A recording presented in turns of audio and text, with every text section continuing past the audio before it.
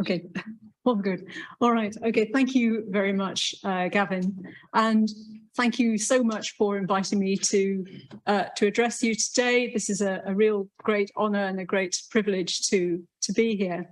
What I'm going to talk about today is not a field project or a lab project, but more an intellectual project and something that I've been thinking about for a long time, which is about an archaeology of emotion and whether we can achieve this and why I think it's a good idea. So I'm going to start by being a little bit retrospective and biographical with a bit of brief personal history. Emotion is something I've been thinking about since the time I was working on my PhD 30 years ago with Gavin, and there's a picture of me. I think distressingly, I still have some of these same clothes. That was me doing my PhD in the Orkney Islands. And when I started off doing my PhD, I was interested in the idea of death and in metaphors of death. What are the metaphorical ways in which we think about death? Do we think about death as going to another place, living in some kind of a house, going on a journey, going to sleep? There are all of these metaphors which are not only linguistic metaphors that might crop up in the way we talk about death or write about death, but also in the material practices that we use to deal with death. So here's pictures of a couple of sites in Orkney, for example, the famous Neolithic mound of Maes Howe, which is like a little house. It's a little chamber inside, and from a later period, a boat-shaped burial constructed of stone from Westness in Rousey. So these obviously have very different metaphorical associations. In the first case, the idea that the dead perhaps lived in a place, lived in a little home, in a little house. And in the second, the dead are being sent somewhere, are going on a journey and are being equipped with what they need for that journey. In this case, most necessarily a boat. And at the time I started doing my PhD, the way in which archaeological theory was going was very much focused on power and the way that power relationships worked, the negotiation of power between people who are more and less powerful in society.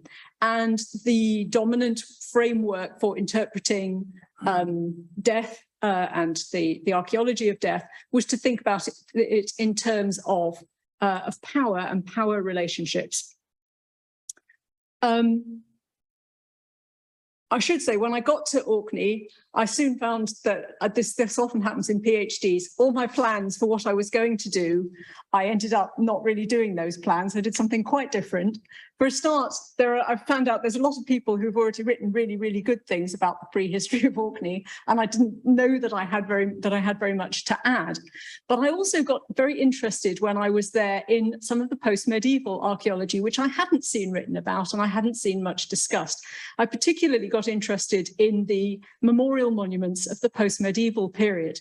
And these ones on the screen are all memorial monuments from inside the Cathedral of St. Magnus in Kirkwall, the capital of Orkney. And these are spectacular monuments, and you can see they're very rich iconographically, but they are also very expressive in terms of the metaphors of death. There's very interesting spatial zoning in all of these, where you have the symbols of death, of mortality at the bottom, the skull, the bones, and symbols of immortality and of heaven up at the top, particularly on the image on the left there, where you can see the arch of heaven with stars and the moon in it, and the crown of eternal life being granted to this woman. And the movement in that stone is very upwards. It's a yearning upwards. And similarly, in the next monument, you can see a very similar spatial patterning. The inscriptions talk about an ascent to heaven quite often. There's upwardness there, but they also make a big distinction between the body, which they describe as a piece of rotting flesh, It's really described in really quite unpleasant terms. And the immortal soul, which is glorious and beautiful and belongs to the Lord. But I was quite interested when I started recording memorial monuments that there was a big difference between the early modern period, from which very few memorial monuments survive, and the period from the later 18th century and through the 19th and into the 20th century, where there's a sudden vast increase in the number of memorial monuments being erected. And this picture from the top of the cathedral, taken at great personal risk, demonstrates the effect of this. These are nearly all 19th century stones, 19th century memorial monuments that are out in the cathedral. But these are quite different in nature as well as in number to the memorial monuments that had gone before. The earlier forms of commemoration had these skulls on them, had bones, coffins, you can see an hourglass, a death bell, the tools of the grave digger are there. They use words like, here rests the body, here is the corpse of, memento mori. They all say remember death. They're very much about what's going to happen to us as well. They're intended to remind the viewer that the state of these individuals is our future. It's our future state. The key relationship here is between the living as a class and the dead as a class, and it's a chronological one. We will become them. By contrast, the monuments of the 18th and 19th century are very different. There's no mention of rotting corpses anymore. There's no mention of horrible decaying flesh. Instead, they say things like, asleep in Jesus, and in an affectionate memory of, in loving memory. The key relationship now is between an individual dead person and the person that they have left behind. It might be their parents, husband, wife, a child. But it's a relationship which is affectionate, which is loving, and which is highly individualized. And the metaphors change as well. We don't see that yearning upwards so much, but instead we get many more mentions of going to sleep, resting. And you can't see it very well because, sorry, it's an old photograph that hasn't digitized brilliantly. But this the photograph on the right, in the background, maybe you can just about see one of the graves is marked out by an old bed. And that's a very nice material expression of this metaphor of sleep that was cropping up in the graveyard. So you see these new metaphors. And so I came to think that actually maybe power wasn't the only way we could talk about death and commemoration and remembering, and that it was important also to think about feeling. That some of the archaeologies that I'd been reading, which explained the response to death only in terms of power, were not wrong, but incomplete, and were rather cynical, and were missing a key aspect of the human response to death. So I wanted to find a way to talk about emotion in archaeology. I was aware that historians had been thinking about histories of emotion for some time, but it seemed like it was going to be a different challenge for archaeologists to start talking about emotion. So I'm going to start by quoting one of the most famous archaeologists of all time. Archaeology is the search for fact. And this cuts to the heart of what my issue was. This is the heart of what archaeologists do, says Jones, 1938. Archaeology is the search for fact. But I don't agree. I think archaeology is about people. I think our facts are not the end point, but the starting point for what we do, the starting point for interpretation and meaning. We use our trowels and our microscopes to answer empirical questions about the past, to answer questions like, what do people eat? What was their environment like? How did they make their ceramics and their stone tools? And you don't catch Indy asking about the nature of past people's experience. He doesn't talk about their beliefs, values, their aspirations, their feelings, their emotions. It's a big challenge. But what I want to say today is that these empirical facts are the beginning and not the end of the work of archaeologists. So to come to the title of my lecture, what is the point of an archaeology of emotion? First of all, emotion gives force and meaning to everything that we do. Emotion is already everywhere. Our lives, everybody's lives, our experiences, the material practices that we have are already saturated with emotion.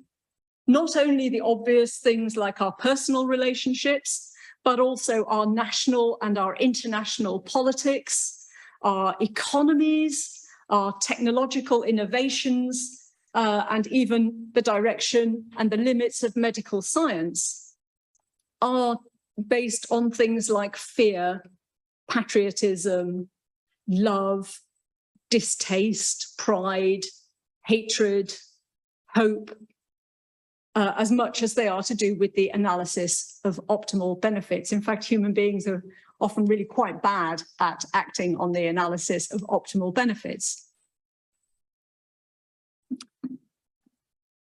The second is that we tend to populate our archaeologies with emotional stories anyway. So why don't we be critical about it? We tend to assume things like people were in awe of the gods, people envied their neighbors, people hated their rivals and were in competition with one another, or people loved their children. We make a lot of assumptions about the emotional past. So I think part of our project of doing an archaeology of emotion has to be to make visible those ideas and those assumptions that we bring to our archaeology anyway, and to try to do it with a critical mind. And we're in a good place to do this as archaeologists, because archaeologists know a little bit about a lot of different things. We know a bit of anthropology, we know a bit of history, we read widely and across the disciplines. We can bring that breadth, that anthropological breadth, to the study of emotion in the past. And in that way, we can avoid, I hope, uncritically projecting our own feelings or assuming that the way we feel is going to be the same as the way that people in the past felt about a particular situation. The third point is because there is something to study. Emotions are not all the time always the same. People are different in their emotional responses. Cultures are different, societies are different. Emotions change through history. Like almost everything in the past, we cannot assume that they, the people of the past, were just like us, but wearing a furry bikini or an 18th century dress. And this is the thing with costume dramas, isn't it? It's always very annoying when you see people who have the absolute right buttons for the 17th century, but their responses are not at all the responses of a 17th century person. It's a frustrating thing when you study the past. So emotions are a thing which needs study. They are variable, they are different. The study of emotions has tended to take place along a spectrum between a more biological, universal assumption that emotions are based in the body, that all humans share a kind of emotional response because of shared biology, and a more constructivist anthropological understanding of emotions, which holds that emotions are culturally different, that they are developed in cultural contexts. So in the first case, emotions have been attributed by people taking these kind of psychological approaches to not just human beings, but to elephants, to dogs, to rats, to bees, and even to fish. And I think this is not the kind of emotion particularly that I'm interested in looking at. I'm interested rather more in the cultural and constructivist angle. which holds that emotion is cultural, that it's historically variable, that it's not just that we respond to different cues, but that we also differently experience emotion and we value emotions differently. So in some cultures, for example, owls are frightening. In some cultures, owls are cute. In some cultures, dung is distasteful and polluting. In other cultures, it's purifying and to be venerated. So these are different kind of cultural cues. So we respond to different cues differently. So we also value emotions differently. So, for example, for modern Europeans, romantic love is very highly valued. Romantic love is an excuse for pretty much everything. If you've ever watched TV or seen a film, you'll know this. Romantic love trumps everything else. We have we give that a very high cultural value. Anger is not valued positively, usually, in contemporary world, but in the past, we know it has been, and in some other cultures, anger is more positively valued than it is today. So, of course, the truth is that emotions are both biological and social, that they're experienced in the body, but also understood culturally. So we can pull together an archaeology of emotion. We can pull it out of the trends of postmodern thought in archaeology, the so-called post-processual turn of archaeological theory. The linguistic turn, the analogous treatment of words and materials, helps us to think about emotions in material practice, as well as looking at it in historical sources or in texts. An archaeology of emotion is influenced by other kinds of feminist and neo-Marxist practices as well. And finally, we draw on emotion studies in anthropology and emotion studies in history. So this hasn't always gone smoothly. And to begin with, when I first started talking about the archaeology of emotion, I got quite a lot of pushback. And there are a number of objections that I'm going to run through quite briefly now. First of all, that an archaeology of emotion implies empathy, and our emotional responses are too variable for such an approach. People have suggested the only way you can do emotion is to put yourself in the place of somebody in the past and imagine what they feel. And in fact, if you hold to a more constructivist anthropological view of emotions, that's not a useful way to proceed. And I agree, it's not a very useful way to proceed. But I think there are, and I'll come on to this in a minute, I think there are other ways to approach emotional responses other than empathy. Empathy is a very bad way of trying to understand another person. Even in the present, I'm pretty hopeless at understanding what another person is feeling. Even if they're my close friend, even if they're a member of my family, I don't even know what they're feeling. So trying to understand that in the past is very tricky. The second objection is that archaeologies of emotion are individualistic, they privilege the personal, and they downplay the political and the social. I don't think that's true. And this is something I feel quite strongly. I think understanding emotion and appealing to emotion, thinking about emotion, gives us a different way to think about the political and the social. The image here is from Budapest, where I was 2 weeks ago. And it's a memorial called Bronze Shoes on the Danube. It's a memorial to 3,500 people who were taken in 1944 by the fascists in Hungary, who were in league with the Nazis at the time, who were taken to the banks of the Danube and shot. And before they were shot, they were told to take off their shoes because the shoes could be sold. And then they were shot and their bodies fell into the river and were carried away. And this memorial monument uses shoes of the period, but cast in bronze. And it's extremely affecting. It's very, very moving. But I don't think one comes away from this thinking only of personal emotion. It's a very affecting way of making you think about political history, about inequality. It's actually quite an activist kind of a monument because it works through an emotional appeal. The third objection is that archaeologies of emotion privilege a particularly modern kind of self, an individual, which again, I don't think is quite true. I think there are particularly modern kinds of self, but I don't think I've ever come across any kind of ethnography or anthropology that argues that there are people who don't experience emotions in the same way that who don't experience emotions. And finally, of course, that it's just too difficult to know what personal emotional experience in the past was. It's simply impossible. Obviously, I don't think that's entirely true, or I wouldn't have given my lecture this title. Right, so what can we do given all these difficulties, given these objections? First of all, I think shift the focus from interior experience to shared cultural values.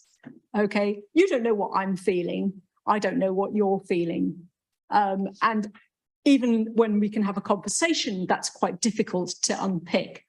But I can say things about our society as a whole. I can say things about the ways that emotion is being manipulated. Certain emotions are valorized, and certain emotions are viewed positively or negatively. Certain emotions become more prevalent at certain times. So these are shared cultural values. Do we live in a climate of fear? Do we live in an angry time? Do we live in a time of love or friendship?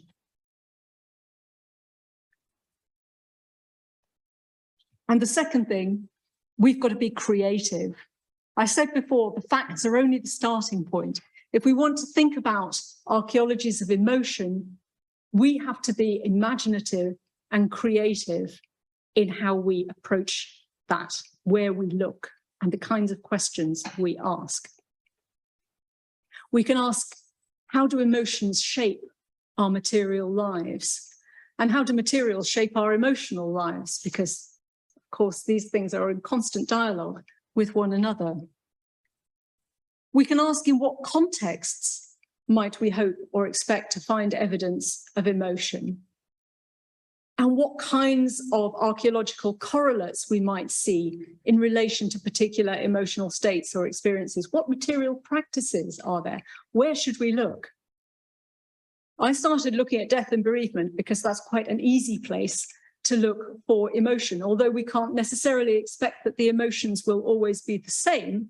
Emotions are not always grief. They might be fear. They might sometimes be joy and liberation. There are different ways in which we approach death. But we could also be more creative in looking in other spheres of material practice, architecture, for example, or landscape, or objects. First, there are objects that are emotional because of what they signify, because of what they tell us about the material practices and the climate, the emotional climate in which people lived. And one example of this might be the work of Andrew Fleming in St Kilda. St Kilda was a very remote island that was finally abandoned in 1930. But during the period when it was, when people still lived there, the St Kildans encouraged tourism to the island, and they presented themselves as a remote communitarian utopia where everybody got on very well. It was a place of friendship. It was a place lacking conflict and so on. However, Fleming looked at their houses and looked at the number of locks and keys and so on, and suggested that actually what we're seeing in the evidence, in the material evidence, was personal caches of money and valuables being put away, being kept out of sight, hidden from other members of the community. And in fact, there was an atmosphere of distrust in many ways.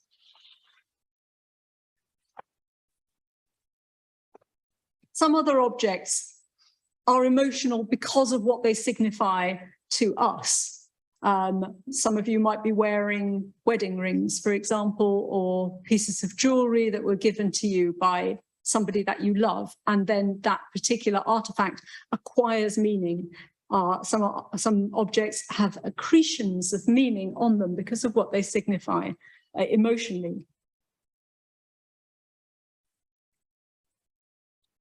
And an example of this that I really liked was from the work of my colleague Lynn Foxhall, who's working in southern Italy in the Hellenistic period. And she was looking particularly at a very dull category of archaeological material, loom weights. And we don't usually get very excited about loom weights. But these loom weights that she found are clay, but they're impressed with a little footprint stamp. And you can see there on the left of the two images, there's that little footprint stamp. Interestingly, these two images are on two different loom weights that were found on sites about 3 kilometers apart on different sides of the same valley. So contemporary in date, but in two different locations. And Lynn Foxhall has speculated that this suggests a relationship between these two households, between these two communities, that they are sharing loom weights. And she suggested also that the loom weights were of particular significance to women in a patrilocal society, that they would take their own loom weights with them, and the loom weights themselves would become invested, emotionally invested reminders of their home and of their family. And here's another interesting loom weight. In this case, it was found in a 4th century context on a floor, probably as part of a domestic assemblage. However, the loom weight itself is inscribed IN in a script that is typical of a 6th century style. So it's a loom weight that was still in use a couple of centuries after the time of its manufacturer, and probably was passed down through the generations. It's an heirloom. And in that way, this material object became emotionally meaningful, or was emotionally meaningful to the women who used it.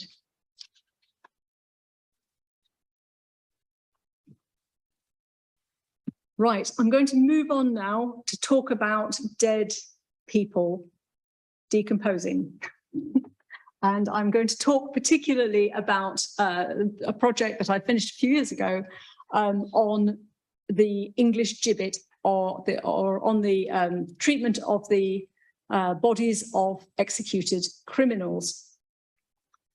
And I was considering a core period from the mid-18th to the mid-19th century between two acts of Parliament, the Murder Act and the Anatomy Act, which specified that dead bodies of murderers, of executed murderers, were supposed to be anatomized, that is, sent to the anatomists for dissection, or what they call hung in chains, which is to be suspended in a metal gibbet cage, such as the one illustrated here. The impetus for this was that by the mid-18th century, so many crimes were, in theory, punishable by death. You could be punished by death for damaging the banks of a canal, for writing poison pen letters. So people thought that it was necessary to have some way of distinguishing the really serious capital crimes from the less serious capital crimes. So the Murder Act was intended to carry this out. And what it did was to extend the punishment for murder past the point of death to the treatment of the body, to prevent the body from being buried in the usual way. So it could either be dissected or hung in chains. I would say 90% of the bodies that were executed under the period of the Murder Act were sent to the anatomists. But I'm quite interested in the people who were gibbeted, who were hung in chains. it's a very brutal punishment. It's kind of interesting because this is being instituted in the middle of the 18th century. This is a period when Foucault says we're moving away from brutal punishments of the body and towards more subtle forms of bodily discipline and so on. It feels anachronistic. It feels medieval as a thing to do. It doesn't sit very comfortably in the middle of the 18th century. So I thought it's an interesting thing. It was relatively infrequent. Only about 140 people were gibbeted in total over the whole period of the Murder Act, over the whole 80 years. So it was not very common. It was intended, according to the Act, to act as a deterrent, to use their words, to better prevent the horrid crime of murder. So that's what it was for. And it emphasizes the power of the state. The picture here is from a journal of a man who collected gibbet iron that was blown down 30 years after the criminal had been gibbeted in it, and he collected the gibbet irons and drew them in his journal.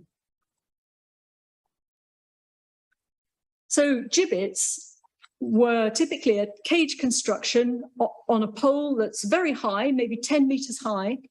They tend to be situated close to the scene of crime, if at all possible. They tend to be visible from a road and in quite open areas. This map, for example, has a gibbet on it. Where's the gibbet? It's, perhaps you can see in the middle of this, it says gibbet. I'm just, sorry, people on Zoom, I'm going to step away now from here. But just here, you can see gibbet in the middle with the little picture. You can see that one is indicated as being by a road, but it also shows us something about the duration of and the longevity of gibbets, that they made their way onto maps, that they were sufficiently stable in the landscape to act as landmarks. Often they were situated close to some natural eminence or in a position of where they would be very visible. This is in the Derbyshire Peak District, and the gibbet site is called Peter's Rock. It's supposed to look like the Dome of St. Peter in Derbyshire. I imagine the people of the area didn't actually get to visit Rome very often. So anyway, that was Peter's Rock. But I've taken this photograph is taken from the road where Anthony Lingard murdered the toll keeper on the road and was gibbeted at this site. We do know that on the days following the gibbeting, the crowds that came to the site were so great that the local minister wasn't able to, there was no congregation on Sunday in the church. So the minister made his way to the gibbet site and gave his sermon at the gibbet site because that's where everybody was already. Interestingly, it also crops up as the location for another murder. One young woman attended the gibbet site for a picnic and used the occasion to poison a rival, a friend of hers who'd been preferred above her at work and given a position at work that she'd wanted. So obviously the deterrent effect was not entirely effective.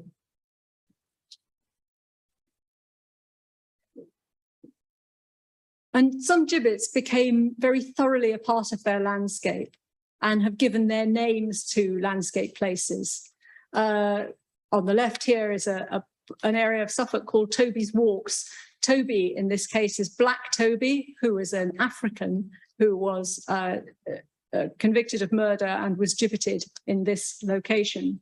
And on the right, one of the numerous gibbet lanes, gibbet hill lanes, gibbet roads, gibbet woods, gibbet marshes that exist today. And that's in memory of a particular individual in Nottinghamshire. This gibbet from the north of England, from Northumberland, is Winter's gibbet, but it's not the original. The original keeps blowing down. You can see it's in quite a windy, exposed spot, and from time to time the weather blows the gibbet down, but they've put it up. Each time it falls down, they come back, put it up and replace it. The apparent head in this gibbet is made of wood, And that's, again, it's a popular landmark. From time to time, people go up there after a night out and remove the head, and then it's always replaced. Somebody makes another one, makes another gibbet. So it's become a landscape feature.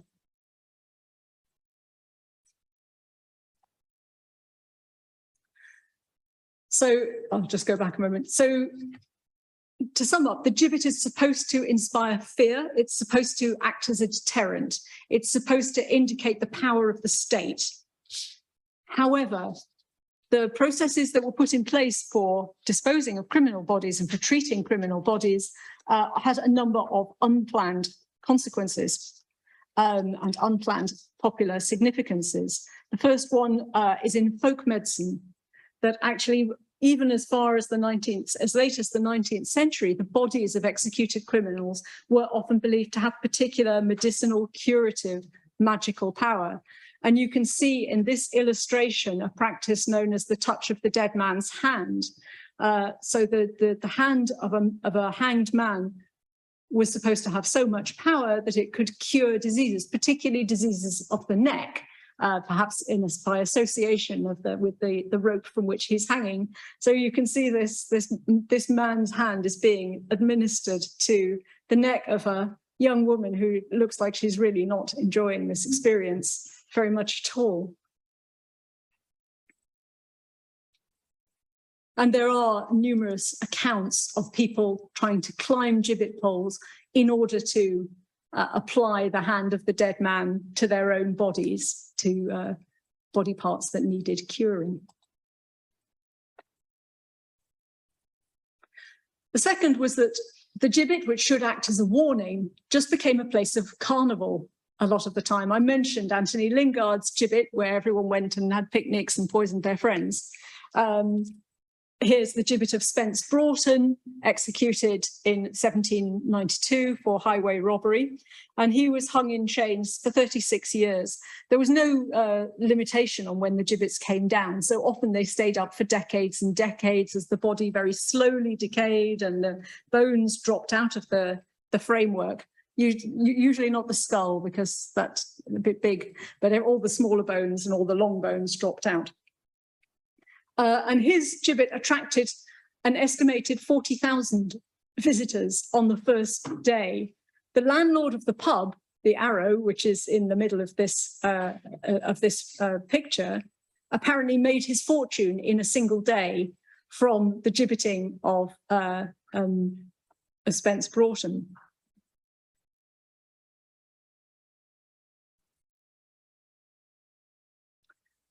And finally, the criminal body itself might become a focus of political opposition.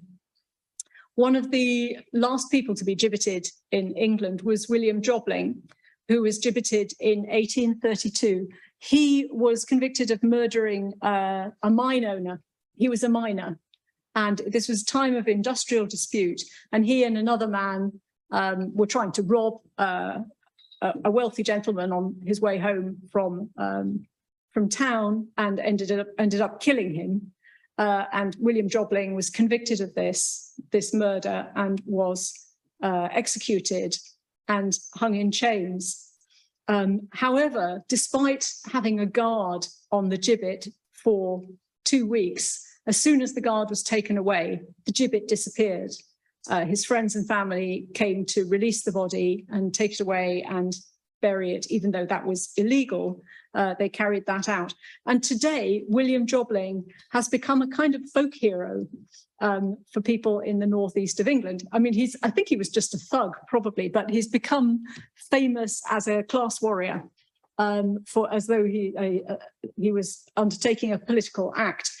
You can get beer called the Jobling's Swinging Gibbet in the northeast. There was a movement to erect a statue to William Jobling in his hometown of South Shields, which didn't get erected, but there was it really divided the community. A lot of people felt that he stood for working class northeastern working people, and there should be a memorial to him.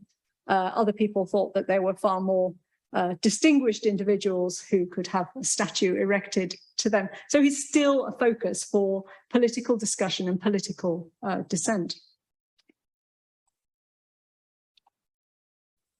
So, conclusions about gibbeting: that it was expensive, it was fairly infrequent. In most counties of England and Wales that I've looked at, it occurred less than once a decade. So it was a rare occasion. It's something you'd remember. It would be something that would be remarked upon. Gibbeting and dissection are offered as equal equivalents in the act, but they have different histories, different cultural meanings and effects. Dissection disappears a body. It gets rid of the body. There is no focus for mourning. There is no focus for political activism after a dissection has taken place because the body is obliterated. So the individual is there's a kind of damnatio memoriae, a damnation of memory. They're taken out of memory, taken out of history. Whereas gibbeting writes the individual into the landscape, into history. It attaches their name to a place. It gives a kind of immortality that is highly individualized to the criminal. And they are offered as equivalents, and generally there's not much difference in the crimes committed between the people who were gibbeted and the people who were dissected. No women were ever gibbeted. It was only men. And I think that's because the bodies of female criminals were quite rare, and the anatomists were always very keen to get hold of women's bodies to perform dissections on. So I think they were always more wanted. And there are occasions where two individuals convicted of the same crime would have different punishments. So the young, healthy one would be taken off for anatomical dissection, and the old, stringy one would be taken off to be gibbeted because presumably they were less desirable as a subject for the anatomists. So yes, hanging in chains fixes a memory. The gibbeted body then has a story, it has power, but those narratives are contested and they're different. Gibbeting remained hugely popular and of huge public interest throughout the period, despite mounting criticism of its barbarity. So particularly amongst the educated classes, there was a feeling that gibbeting was a barbaric punishment, that it didn't reflect well on the nation, that this was a thing that was still practiced, and that it should be abolished. However, the very last gibbeting of all, which happened in Leicester, the town of my home university, so we have something to be very proud of there. And on that day, there was such huge crowds that turned out for that what turned out to be the final gibbeting, that after 3 days, a special order was made by the government to take down the body and bury it because nobody could get in and out of town. The crowds were so dense, the milk couldn't get through, no deliveries could come in from the west side of town where the gibbeting was taking place. So it was hugely popular. So hanging in chains, what was it? Was it a tool of state control? Was it a deterrent? Was it a communal ritual of redemption and of restitution? Was it just a curiosity? Was it a place of fear? Was it a place of distaste and disgust? It was all of those things. We're fortunate that we do have historical records. So I can read about people saying how they have chosen to avoid taking particular routes because they don't wish to pass a gibbet. The sight is offensive to their eyes, the smell is offensive to their noses, and they find it an object of distaste and an object of disgust. So these gibbets are highly emotional places. They're the foci of many different and conflicting kinds of emotion, but it's their emotion that gives them power.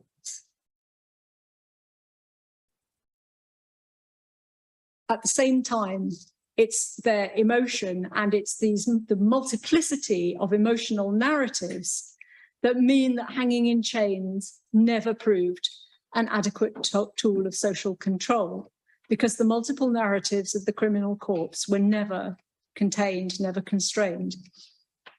Instead, the powerful corpse maintained its capacity to subvert or to twist any official attempt to harness its power. So whatever the state did to try to make the criminal body conform to the story it wanted to tell, the fact that people brought their own emotional experience to the criminal corpse meant that that story was always subverted, always resisted. The practices and places of hanging in chains only make sense if one acknowledges their emotional impact, that the varied and unpredictable emotional impacts of gibbets undermined state attempts to control the narrative of crime.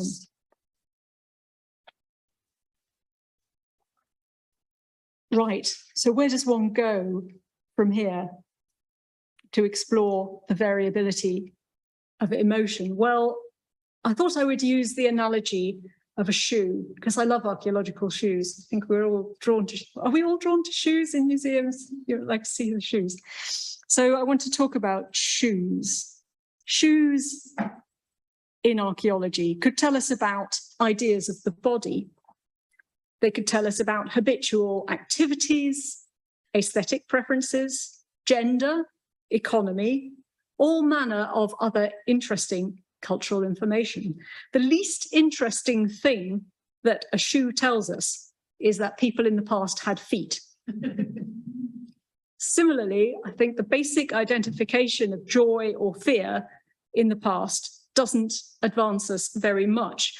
But identifying a period, a place, a group of people as living in a climate of fear, or an environment where their fear was manipulated and directed to promote group cohesion or to promote conformity to certain beliefs or social practices, is a contextual and historical conclusion that actually enhances our knowledge and our understanding of the past. Right, so I want to return to the question of what point of the archaeology of emotion is, to say finally that I think we have an ethical responsibility. We have all sorts of ethical responsibilities to, as no doubt you've all discussed and read and thought about very extensively.